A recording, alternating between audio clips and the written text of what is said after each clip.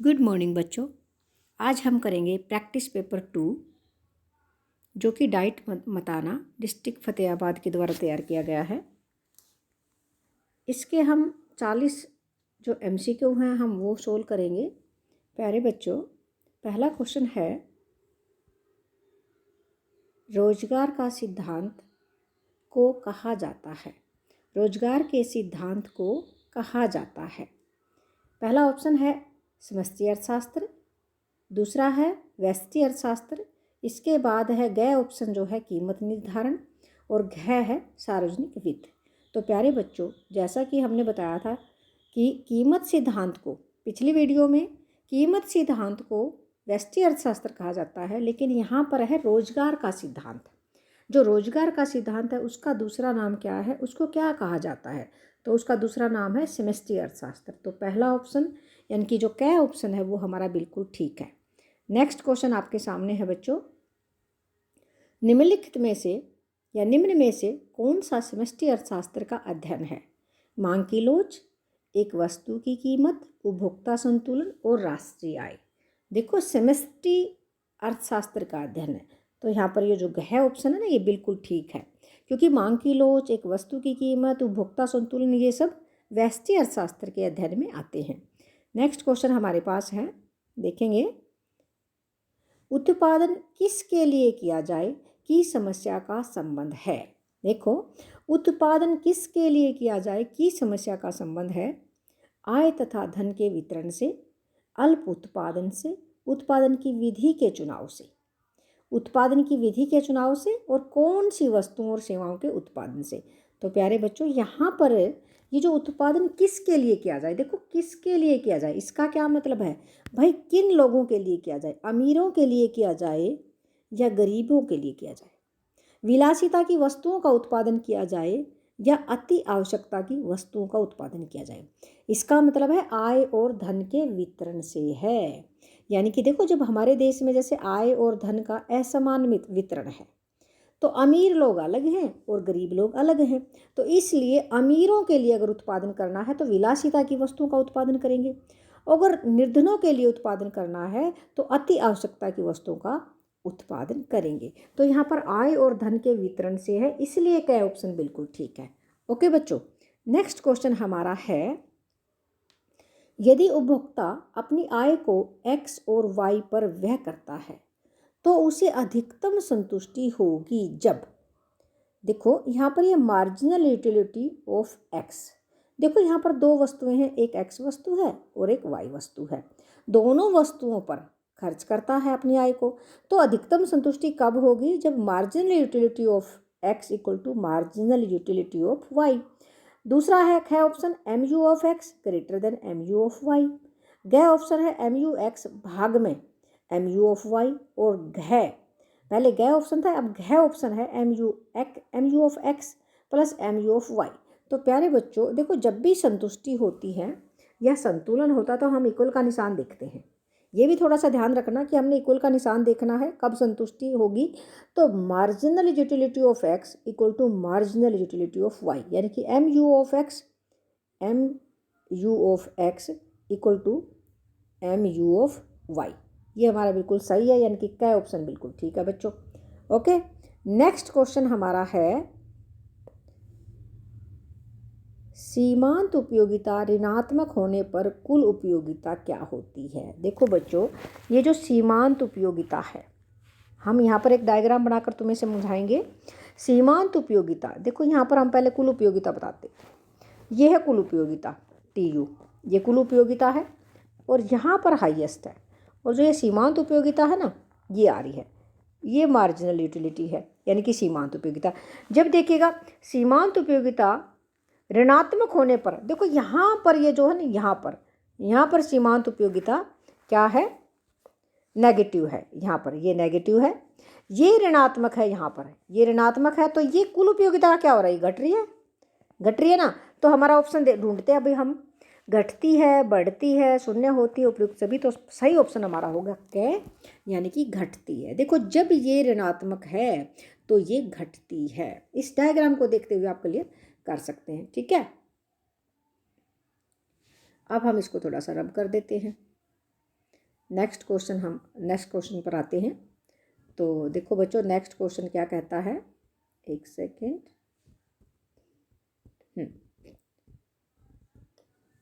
Next question है, मांग का नियम बताता है। हमारा जो क्वेश्चन है वो क्या है, छठा क्वेश्चन, मांग का नियम बताता है। मांग कीमत से विपरीत रूप से संबंधित है, यानी कि जो कीमत है ना उसके विपरीत होती है मांग। देखो यहाँ इसने क्या बोला है, ध्यान से क्वेश्चन को, इसकी सेंस समझनी है हमने। मांग कीमत से विपरीत रूप से संबंधित होती है, बिल्कुल ठीक है।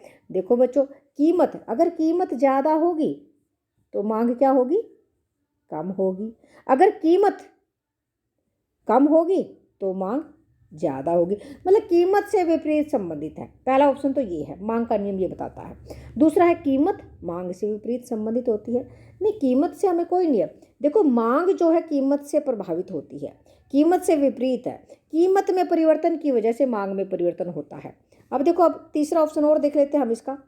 कीमत पूर्ति से विपरीत रूप से संबंधित होती है, बिल्कुल गलत है, क्योंकि कीमत में और पूर्ति में तो सीधा संबंध होता है।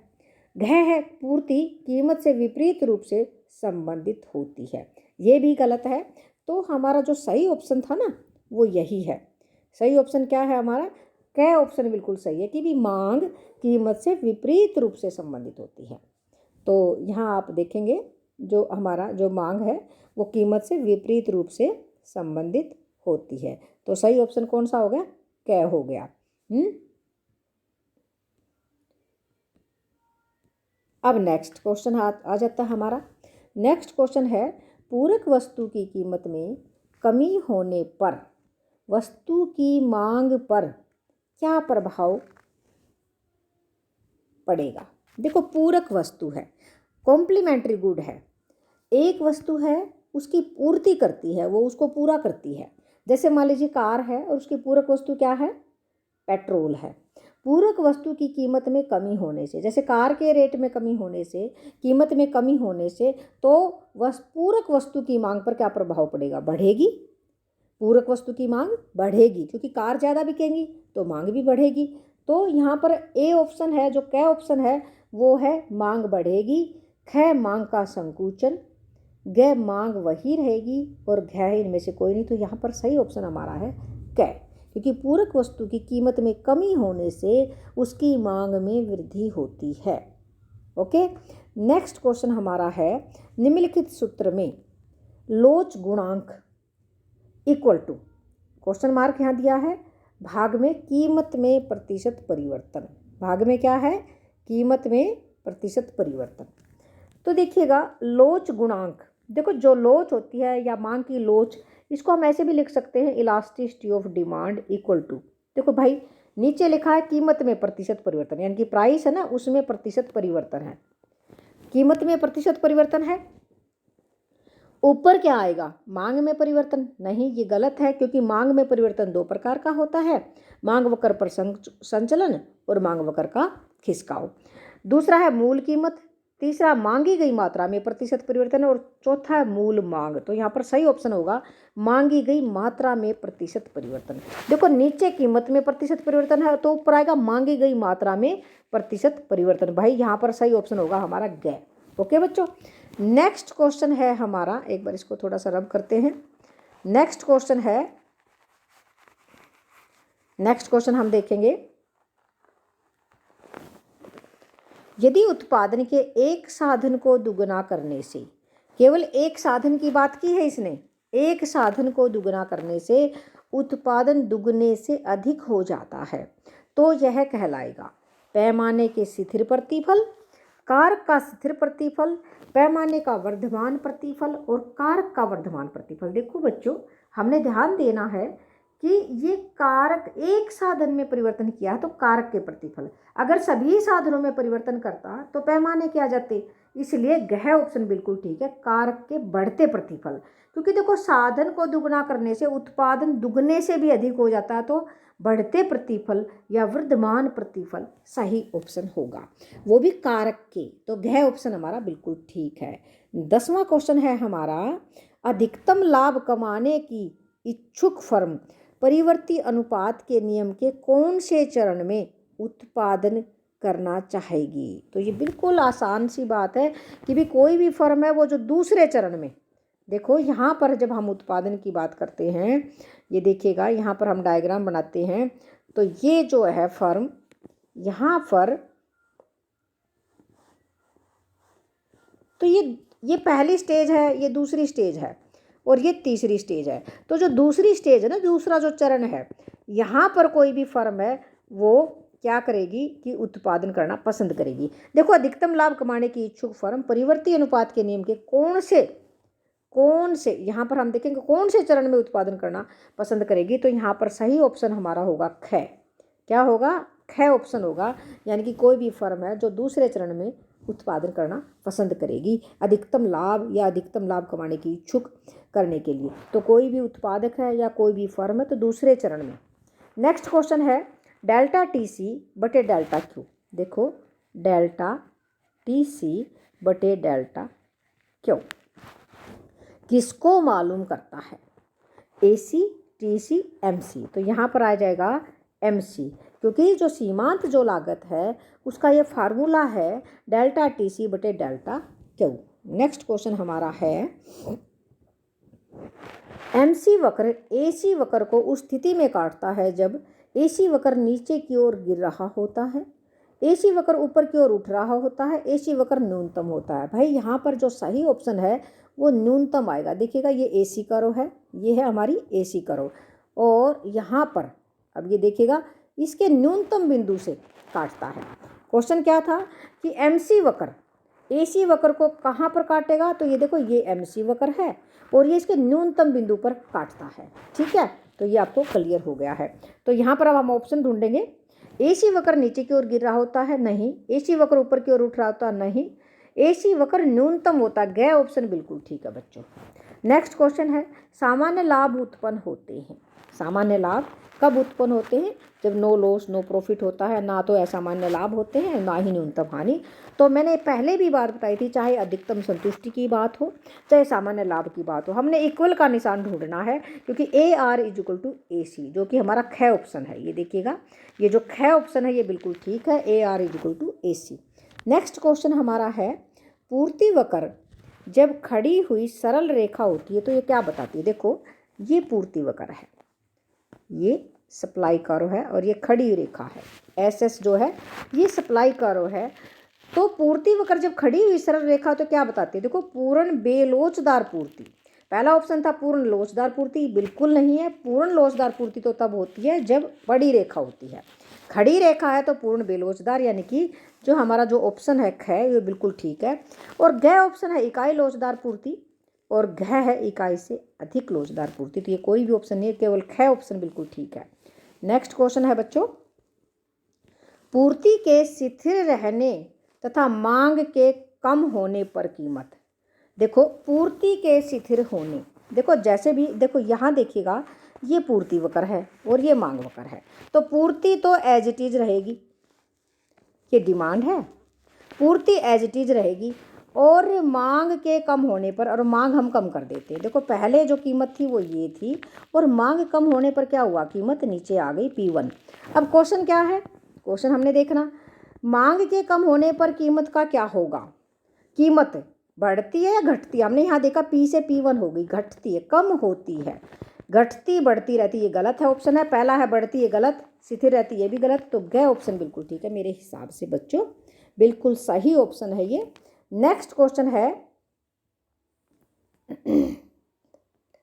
जब मांग और पूर्ति में बराबर कमी होती है तो कीमत, देखो बराबर कमी होगी, मांग में भी उतनी कमी पूर्ति में भी उतनी कमी, तो कीमत का क्या होगा? ये भी मैं डायग्राम के द्वारा तुम्हें समझाऊंगी। देखो बच्चों ये है मांग और ये है पूर्ति और ये है कीमत और ये है संतुलन बिंदु। ओके, तो प्यारे बच्चों मांग में भी उतनी ही कमी कर दी, ये देखिए ये कर दी मैंने, और पूर्ति में भी उतनी ही कमी कर दी। तो क्या रहा? P समान रही। तो आपने क्या उत्तर देना है? देखो ये P उसी रेखा के ऊपर आ गई कीमत, ये देखिएगा आप। तो जब मांग और पूर्ति में बराबर कमी होती है तो कीमत बढ़ती है शिथिल रहती है। बच्चों यहाँ पर हमारा जो ख ऑप्शन है ये बिल्कुल ठीक है, शिथिल रहती है, तो यहाँ पर ख ऑप्शन हम लगाएंगे। नेक्स्ट क्वेश्चन हमारा है बाजार कीमत का निर्धारण किया जाता है। देखो बाजार कीमत केवल उसी टाइम पे, उसमें बहुत ही थोड़ा समय होता है, तो उसको हम क्या कहेंगे, बाजार कीमत। तो बाजार कीमत अल्पकाल में तो पूर्ति को वर्तमान क्षमता तक बढ़ाया जा सकता है, इसलिए अल्पकाल सही नहीं है। ख ऑप्शन है अति अल्पकाल, जिसमें पूर्ति को बिल्कुल भी नहीं बढ़ाया जा सकता और उसमें बाजार कीमत उसको कहा जाता है, तो ये अति अल्पकाल वाला ऑप्शन बिल्कुल ठीक है। घ है दीर्घकाल, इसमें तो पूर्ति को बहुत सारा मात्रा में बढ़ा सकते हैं क्योंकि सभी साधनों में परिवर्तन कर सकते हैं। और घ अति दीर्घकाल, ये दोनों ऑप्शन भी नहीं है, तो ख ऑप्शन हमारा बिल्कुल ठीक है। नेक्स्ट क्वेश्चन हमारा है संतुलन कीमत से अधिक कीमत की न्यूनतम सीमा निर्धारण से। देखो संतुलन कीमत से अधिक कीमत की न्यूनतम सीमा निर्धारण करने से अधिपूर्ति की स्थिति उत्पन्न होती है। ख ऑप्शन है न्यून पूर्ति की स्थिति उत्पन्न होती है। ग है शून्य पूर्ति की स्थिति उत्पन्न होती है और घ उपयुक्त सभी। बच्चों इसको भी मैं डायग्राम दोबारा समझाऊंगी। देखो संतुलन कीमत, प्यारे बच्चों यहाँ पर पहले हम क्या करेंगे, संतुलन कीमत ही बना लेते हैं। ये है हमारा क्या है, संतुलन कीमत। अब क्या कहा क्वेश्चन में, संतुलन कीमत से अधिक कीमत की न्यूनतम सीमा निर्धारण करने से। देखो ये संतुलन कीमत है और हमने कीमत की न्यूनतम सीमा इससे अधिक निर्धारित कर दी, यहाँ पर P1 पर कर दी, ठीक है। निर्धारण करने से क्या होगा, देखो पूर्ति ज़्यादा है और मांग, ये देखिएगा ये निशान आ गया, ये गैप है। यहाँ पर जब हमने P1 ज़्यादा की तो पूर्ति ज़्यादा है और मांग कम है, तो क्या होगा, यहाँ पर अधिपूर्ति की स्थिति हो जाएगी। अगर मांग ज़्यादा होती तो अधि मांग हो जाती, लेकिन यहाँ देखो हम ऑप्शन देखेंगे, अधिपूर्ति की स्थिति उत्पन्न होगी, न्यून पूर्ति की स्थिति उत्पन्न होगी, शून्य पूर्ति की स्थिति उत्पन्न होगी, उपयुक्त सभी नहीं। यहाँ पर अधिपूर्ति की स्थिति उत्पन्न होगी क्योंकि आपने जैसे कि देखा ये सप्लाई है और ये डिमांड है। देखो मांग तो यहाँ पर है, ये अधिपूर्ति है, मांग कम है, पूर्ति ज़्यादा, इसलिए अधिपूर्ति। ओके बच्चों, नेक्स्ट क्वेश्चन है कीमत विभेद किस प्रकार की विशेषता है। पूर्ण प्रतियोगिता, एकाधिकार प्रतियोगिता या अल्पाधिकार। देखो बच्चों एकाधिकार कीमत विभेद पाया जाता है एकाधिकार के अंदर, क्योंकि जो ख ऑप्शन है बिल्कुल ठीक है, क्योंकि देखो बच्चों वस्तु विभेद एकाधिकार प्रतियोगिता के अंदर पाया जाता है, जबकि एकाधिकार में कीमत विभेद, क्योंकि जो एक मालिक होता है ना वो उसकी मर्जी है, वो किसी से भी कोई भी प्राइस ले सकता है। जैसे मान लीजिए मैं यहाँ पर एक एग्जाम्पल दूंगी, एक डॉक्टर है, पूरे शहर में एक ही डॉक्टर है और वो गरीब व्यक्ति से कम फीस ले सकता है और अमीर से ज़्यादा वसूल कर सकता है, क्योंकि उसका एकाधिकार है। तो कीमत जो विभेद है वो एकाधिकार की स्थिति में पाया जाता है, ये बिल्कुल सही ऑप्शन है ख। ओके, नेक्स्ट क्वेश्चन है पूर्ति का नियम पूर्ति एवं कीमत में कैसा संबंध दर्शाता है। देखो बच्चों पूर्ति और कीमत में, देखो यहाँ प्राइस है और ये सप्लाई है। पूर्ति, देखो कीमत बढ़ेगी तो पूर्ति भी बढ़ेगी, कीमत बढ़ेगी तो और पूर्ति बढ़ जाएगी, यानी कि कीमत में और पूर्ति में सीधा संबंध होता है, प्रत्यक्ष संबंध होता है। एक के बढ़ने पर या धनात्मक संबंध होता है, एक के बढ़ने पर दूसरी भी बढ़ेगी, कीमत बढ़ेगी तो पूर्ति बढ़ेगी। तो यहाँ पर क ऑप्शन बिल्कुल ठीक है, सीधा संबंध है, विपरीत नहीं है, अप्रत्यक्ष नहीं, इनमें से कोई नहीं है, तो सही ऑप्शन हमारा क है। नेक्स्ट क्वेश्चन है बच्चों, नेक्स्ट क्वेश्चन आपके सामने है व्यष्टि और समष्टि शब्दों का प्रयोग सर्वप्रथम किसने किया। देखो बच्चों 1933 में रैगनर फ्रिस ने, जो नॉर्वे के ओस्लो विश्वविद्यालय में अर्थशास्त्र के प्रोफेसर थे, उन्होंने अर्थशास्त्र को 2 भागों में बांटा। रैगनर फ्रिस ने, ये हमारा जो घ ऑप्शन है ना ये शो कर रहा है, देखो क ऑप्शन मार्शल, ख रोबिन्स, ग रैगनर नर्कसे, नहीं इन्होंने तो विशेष सर्कल ऑफ पावर्टी दिया था नर्कसे ने, और यहाँ पर घ ऑप्शन है रैगनर फ्रिस। रैगनर फ्रिस ने अर्थशास्त्र को 2 भागों में बांटा था ओस्लो विश्वविद्यालय के, ठीक है, अर्थशास्त्री थे ये, इसने प्रोफेसर थे वहाँ पर, इन्होंने अर्थशास्त्र को 2 भागों में बांटा। कब बांटा, 1933 में, तो रैगनर फ्रिस के नाम से जुड़ा हुआ है, तो सही ऑप्शन हमारा हो गया घ। नेक्स्ट क्वेश्चन है साधनों का आवंटन का अध्ययन होता है। साधनों के बंटवारे का। देखो उत्पादन के 4 साधन होते हैं बच्चों, भूमि, पूंजी, श्रम और चौथा क्या आ गया, उद्यम। उत्पादन के 4 साधन हैं और उत्पादन के 4 साधनों के आवंटन का, भूमि के लिए लगान, पूंजी के लिए ब्याज, श्रमिकों को मजदूरी और उद्यमी को लाभ, ये 4 साधनों का, इनके साधनों के आवंटन का अध्ययन किस में होता है, उत्पादन के साधनों का बंटवारा। भाई किसको कितना मिलेगा जो भी उत्पादन किया, क्योंकि चारों साधनों की जरूरत पड़ती है, तो ये व्यष्टि अर्थशास्त्र में किया जाता है। कहाँ किया जाता है, व्यष्टि अर्थशास्त्र में। ख ऑप्शन है समष्टि अर्थशास्त्र, ग है क और ख, दोनों इनमें से कोई नहीं, तो बिल्कुल सही ऑप्शन हमारा व्यष्टि अर्थशास्त्र है। नेक्स्ट क्वेश्चन है, निम्नलिखित में से कौन सा आय के चक्रीय प्रवाह का क्षरण है। क्षरण होता है लीकेजेज, यानी कि रिसाव।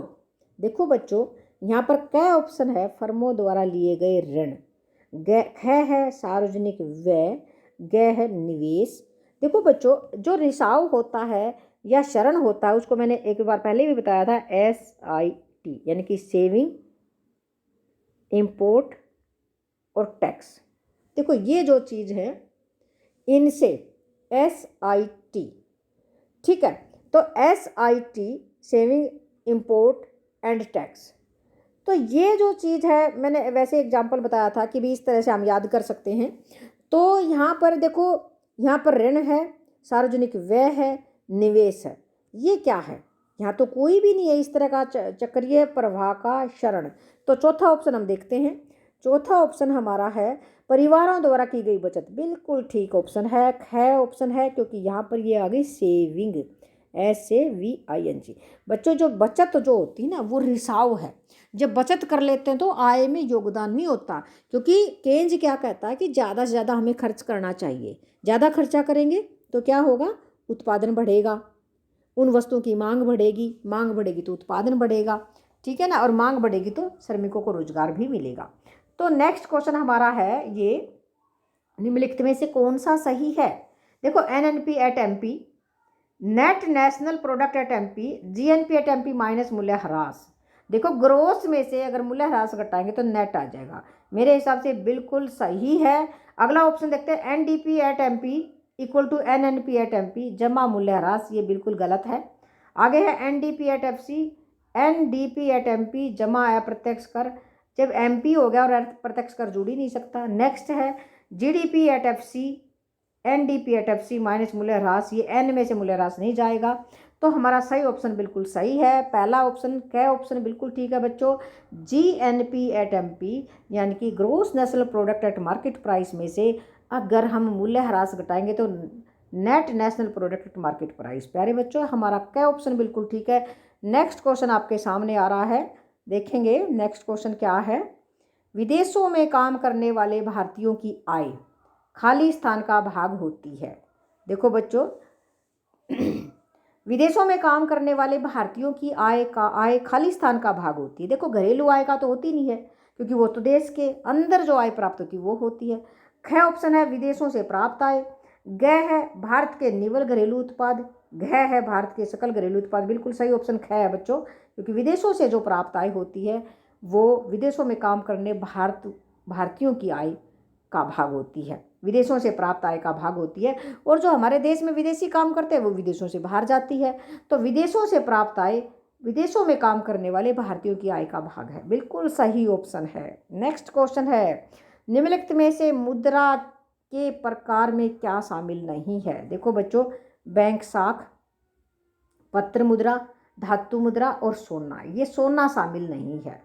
देखो मुद्रा के प्रकार में देखो धातु मुद्रा, पत्र मुद्रा, बैंक साख, देखो C+DD+OD यानी कि देखो करेंसी, धातु मुद्रा के अंदर सिक्के आ गए, पत्र मुद्रा के अंदर नोट आ गए, और बैंक साख यानी कि बैंक साख या बैंक जमा, ये तीनों ही मुद्रा के प्रकार है, लेकिन सोना मुद्रा के प्रकार नहीं है। यहाँ पर हमारा सही ऑप्शन होगा घ।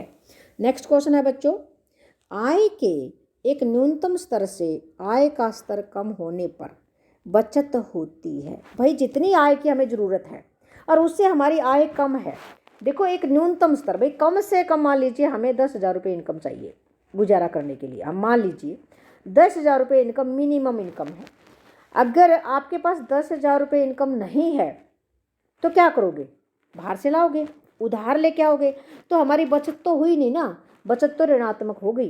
क्या हो गई? बचत ऋणात्मक हो गई। तो देखो बचत होती है ऋणात्मक, शून्य। भाई शून्य तो तब होगी जितनी 10,000 रुपये हैं, 10,000 रुपये खर्च कर दिए तो बचत शून्य हो गई।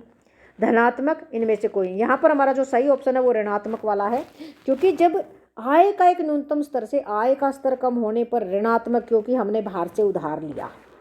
ठीक है, तो हमारा सही ऑप्शन क्या हुआ? कै। अगला क्वेश्चन है, सही सूत्र चुनिए। देखो बच्चों, सही सूत्र हमने चुनना है APC average propensity to consume equal to delta C बटे डेल्टा वाई। ये तो MPC का सूत्र है, ये गलत है, ये नहीं है। अगला है MPC C बटा वाई, ये APC का है, ये भी गलत है। सही सूत्र पूछा है ना, K इज इक्वल टू एक घटा एक बटा APS, ये भी गलत है। K is equal to 1/MPS, ये बिल्कुल सही है। घ ऑप्शन बिल्कुल ठीक है, क्योंकि देखो K का जो फार्मूला होता है ना वो क्या होता है? 1/MPS। और ये ऐसे भी हो सकता है, K is equal to 1/1/MPC, वो भी हो सकता था। तो यहाँ पर सही ऑप्शन हमारा घ है। ठीक है, नेक्स्ट क्वेश्चन हमारा है, प्रभावपूर्ण मांग की स्थिति दिखती है, कहाँ पर दिखती है? पूर्ण रोजगार में, आगे ऑप्शन देखते हैं, अल्प रोजगार में, पूर्ण रोजगार से अधिक में, उपरोक्त सभी। यहाँ पर सही ऑप्शन घ है बच्चों। क्यों? क्योंकि जो प्रभावपूर्ण मांग का मतलब क्या होता है, देखो aggregate demand equal to aggregate supply, जहाँ पर समग्र मांग समग्र पूर्ति के बराबर होती है। अब ये देखिएगा बच्चों, अब अगर मान लीजिए यहाँ पर हम दिखा देते हैं, इसको डायग्राम के माध्यम से दिखाते हैं आपको, ये है एग्रीगेट सप्लाई। ठीक है, अब आप यहाँ देखेंगे ये एग्रीगेट सप्लाई है और ये है एग्रीगेट डिमांड, तो ये है अल्प रोजगार संतुलन, क्योंकि एग्रीगेट डिमांड और एग्रीगेट सप्लाई के बराबर है। और ये जो पूर्ण रोजगार संतुलन है ना, यहाँ भी aggregate demand equal to aggregate supply है। और इसके बाद अगर हम मांग को बढ़ा देते हैं, मांग, ये देखिएगा मांग बढ़ाई, पूर्ण रोजगार हो गया, और मांग बढ़ाएंगे तो अति रोजगार संतुलन, वहाँ भी मांग और पूर्ति बराबर है। तो प्यारे बच्चों यहाँ पर ना तीनों स्थितियों में प्रभावपूर्ण मांग हो सकती है, क्योंकि प्रभावपूर्ण मांग मतलब जहाँ पर aggregate demand is equal to aggregate supply, इसलिए हमारा घ ऑप्शन बिल्कुल ठीक है। ओके, नेक्स्ट क्वेश्चन है, निम्नलिखित में से कौन सा प्रत्यक्ष कर का उदाहरण है? देखो बच्चों, प्रत्यक्ष कर याद रख लेना, आयकर, संपत्ति कर, निगम कर और उपहार कर, ये प्रत्यक्ष कर है। जबकि यहाँ पर हम कै ऑप्शन देखेंगे, मनोरंजन कर, ये तो अप्रत्यक्ष कर है, ये गलत है, ये नहीं हो सकता, ये नहीं है। दूसरा उत्पादन कर, ये भी गलत है, ये भी नहीं हो सकता, क्योंकि जिस कर को टाला जा सकता है वह अप्रत्यक्ष कर कहलाता है। लेकिन यहाँ पर जो आय कर है ये बिल्कुल सही ऑप्शन है, क्योंकि जिसके ऊपर कर लगाया जाता है उसी को भुगतान करना पड़ता है। अब आय कर प्रत्यक्ष कर बिल्कुल सही ऑप्शन है, जबकि सेवा कर अप्रत्यक्ष कर है। तो बच्चों यहाँ पर आपने देखा कि ना तो मनोरंजन कर ठीक है, और ना ही उत्पादन कर, और ना ही सेवा कर, क्योंकि ये सब क्या है? अप्रत्यक्ष कर हैं। क्या है ये सब? अप्रत्यक्ष कर। तो प्यारे बच्चों सही ऑप्शन हो गया आयकर, क्योंकि आयकर, उपहार कर, निगम कर, ठीक है, ये क्या है? ये प्रत्यक्ष कर हैं। नेक्स्ट क्वेश्चन है, विनिवेश से क्या अभिप्राय है? विनिवेश, डिसइन्वेस्टमेंट। विनिवेश क्या होता है? ए ऑप्शन है, कै ऑप्शन है, वर्तमान निवेश को कम करना, नहीं। वर्तमान निवेश को शून्य करना, ये भी नहीं है। लोगों के पास चलन मुद्रा जमा, बैंकों के पास मांग जमाए, बिल्कुल गलत। सरकार की परिसंपत्तियों को कम करना या बेचना, जब सरकार अपनी परिसंपत्तियों को निजी हाथों में बेच देती है, सरकार की जो परिसंपत्तियां वो कम हो जाती हैं या उनको बेच देती। जैसे पहले ना मारुति में सरकार का हिस्सा था, मारुति कंपनी के अंदर मारुति के कुछ शेयर थे सरकार के पास, सरकार ने वो बेच दिए, तो इसको हम ये कहेंगे डिसइन्वेस्टमेंट। ठीक है, तो देखो यहाँ पर हमारा जो सही ऑप्शन है विनिवेश, डिसइन्वेस्टमेंट कर दिया सर ने मारुति के जो शेयर थे। तो देखो सरकार की परिसंपत्तियों को कम करना या उनको बेच देना, ये क्या कहलाता है? डिसइन्वेस्टमेंट, यानी कि विनिवेश यहाँ पर सही ऑप्शन है। अगला है प्राथमिक घाटा प्राथमिक घाटा, देखो बहुत इंपॉर्टेंट क्वेश्चन है, पता नहीं कितनी बार एग्जाम में आया है, ये बार बार एग्जाम में आ जाता है, इंपॉर्टेंट है। राजकोषीय घाटा ब्याज का भुगतान, ये बिल्कुल सही ऑप्शन, यहाँ पर पहला ही ऑप्शन बिल्कुल ठीक है। अगला है राजकोषीय घाटा जमा ब्याज का भुगतान, गलत। राजकोषीय घाटा गुणा ब्याज का भुगतान, ये भी गलत है। राजकोषीय घाटा भाग ब्याज का भुगतान, तो देखो बिल्कुल सही ऑप्शन बच्चों क्या है, राजकोषीय घाटा माइनस ब्याज का भुगतान, ये प्राथमिक घाटा, ये बहुत इंपॉर्टेंट क्वेश्चन है। अगला क्वेश्चन है बाजार कीमत तथा साधन लागत धारणाओं में अंतर बताइए। देखो बाजार, जब हम बाजार में बेचते हैं तो टैक्स जुड़ जाते हैं, उसमें अप्रत्यक्ष कर जुड़ जाते हैं, और कारक लागत पर अप्रत्यक्ष कर जुड़ते नहीं हैं, क्योंकि देखो जो उत्पादन परिसीमा होती है, अगर उत्पादन परिसीमा के अंदर उत्पादन होता है तो कारक लागत पर, और बाहर आ जाता है मार्केट में तो उसमें अप्रत्यक्ष कर जुड़ जाते हैं। तो देखो अप्रत्यक्ष कर जुड़ जाते हैं लेकिन आर्थिक सहायता घट जाती है, क्योंकि उत्पादकों को सरकार आर्थिक सहायता भी देती है। तो अप्रत्यक्ष कर माइनस आर्थिक सहायता क्या होता है, शुद्ध अप्रत्यक्ष कर। देखो बच्चों बाजार कीमत और कारक लागत धारणाओं में जो अंतर है वो आएगा घ से, शुद्ध अप्रत्यक्ष कर से। नेक्स्ट है भारत में राष्ट्रीय आय की गणना कौन करता है, वित्त मंत्रालय, योजना आयोग, वित्त आयोग। ये गलत ऑप्शन है तीनों, बल्कि सही ऑप्शन है CSO, केंद्रीय सांख्यिकी संगठन, सेंट्रल स्टैटिस्टिकल ऑर्गेनाइजेशन, CSO। अगर इस तरह से क्वेश्चन आ जाए तो भी ठीक है, CSO शॉर्ट फॉर्म में। तो केंद्रीय सांख्यिकी संगठन है वो राष्ट्रीय आय की गणना करता है भारत में। ओके, नेक्स्ट क्वेश्चन है बच्चों, ब्रेटन वुड्स व्यवस्था किस वर्ष प्रारंभ हुई, 1944 में। कब हुई, 1944 में। देखो ये क्या ऑप्शन बिल्कुल ठीक है, ब्रेटन वुड्स व्यवस्था 1944 में लागू हुई थी, प्रारंभ हुई थी। नेक्स्ट क्वेश्चन, वर्तमान समय में विनिमय दर का निर्धारण होता है IMS द्वारा, IMF आएगा यहाँ पर, गलती से मिसप्रिंट हो गया होगा, IMF द्वारा, IBRD no, WTO world trade organisation no, विदेशी मुद्रा बाजार में विदेशी मुद्रा की मांग और पूर्ति द्वारा, यानी कि मांग और पूर्ति द्वारा। विदेशी मुद्रा देखो यहाँ पर होता है, ये मांग है करेंसी की, और ये पूर्ति, और जहाँ पर एक दूसरे को काटते हैं वहाँ पर निर्धारण होता R का, R यानी कि रेट।